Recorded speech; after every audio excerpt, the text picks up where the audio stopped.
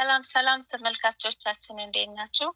ይህ ፒኤችኤም ሚዲያ ነው። ዛሬም አዲስ መረጃ ይዘን መጥተናል። ሚዲያችን ሳብስክራይብ፣ ሼር፣ ሪፖስት፣ ኮፒሊንግ እንድታደርጉ በአክብሮት እንጠይቃለን። ዛሬ የምናቀርብላችሁ ሀበሻና ሀበሻዊነትን በተመለከተ ይሆናል።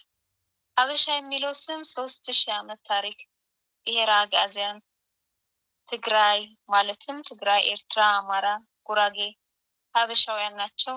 የሀበሻ ምግብ፣ የሀበሻ ቡና፣ የሀበሻ ልብስ፣ የሀበሻ ቅመማ ቅመም፣ የሳባውያን፣ የዳአማት፣ የየሓ ስልጣኔ፣ የአክሱም ስልጣኔ፣ የንጉስ ኢዛና ገዳማቶች እና የተለያዩ የሃይማኖት ተቋማት የቅዱስ ያሬድ ዜማዎችን፣ ቅኔዎች፣ ሙዚቃዎች፣ ማህሌት፣ ቅርሳ ቅርሶች እና የግዕዝ ጽሑፎች፣ የወርቅ ሳንቲሞች የመሳሰሉ ይገኙበታል። ሀበሻ የሚለው ስም 3000 ዓመት ታሪክ እንዳለው ታውቃላችሁ?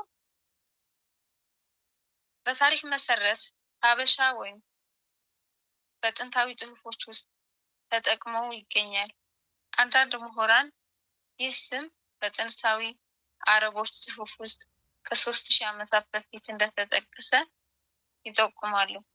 ታዋቂው የኢትዮጵያ ጥናት ምሁር ኤድዋርድ በመጽሐፉ ኢትዮጵያንስ ሀበሻ የሚለው ቃል የተሰበሰበ ወይም የተቀላቀለ ሕዝብ ማለት እንደሚሆን ይገልጻል። ይህ ስም በተለይ ከጥንታዊው ኪንግደም ኦፍ አክሱም ከአክሱም ስልጣኔ ጋር ተያይዞ የታወቀ ሊሆን እንደሚችል አስፍሯል። ከዚህም በኋላ በኢትዮጵያና በኤርትራ ሀበሻውያን ብዙ ሕዝቦች ለመግለጽ እንደተጠቀሰ ያመለክታል።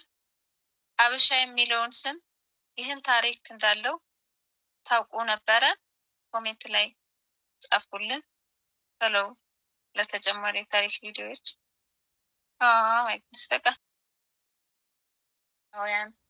ማለትም ትግራይ፣ ኤርትራ፣ አማራ እና ጉራጌ ሀበሻውያን ናቸው። የሀበሻ ምግብ፣ የሀበሻ ቡና፣ የሀበሻ ልብስ፣ የሀበሻ ቅመማ ቅመም፣ የሳባውያን፣ የዳአማት፣ የየሓ ስልጣኔ እና የአክሱም ስልጣኔ፣ የንጉስ ኢዛና ገዳማቶች፣ የሃይማኖት ተቋማት እና የቅዱስ ያሬድ ዜማዎችን፣ ቅኔዎችን፣ ሙዚቃዎች፣ ማህሌቶች፣ ቅርሳ ቅርሶች እና የግዕዝ ጽሑፎች፣ የወርቅ ሳንቲሞች ይገኙበታል። ሀበሻ የሚለው ስም 3000 ዓመት ታሪክ እንዳለው ታውቃላችሁ? በታሪክ መሰረት ሀበሻ በጥንታዊ ጽሑፎች ውስጥ ተጠቅመው እንደሚጠቀሙ ይታወቃል።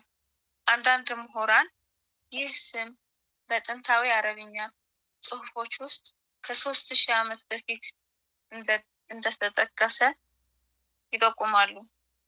ታዋቂው የኢትዮጵያ ጥናት ምሁር ኤድዋርድ በመጽሐፉ ኢትዮጵያንስ በሚለው መጽሐፉ ላይ ሀበሻ የሚለው ቃል የተሰበሰበ ወይም የተቀላቀለ ሕዝብ ማለት እንደሚሆን ይገልጻል። ይህ ስም በተለይ ከጥንታዊው ኪንግደም ኦፍ አክሱም ጋር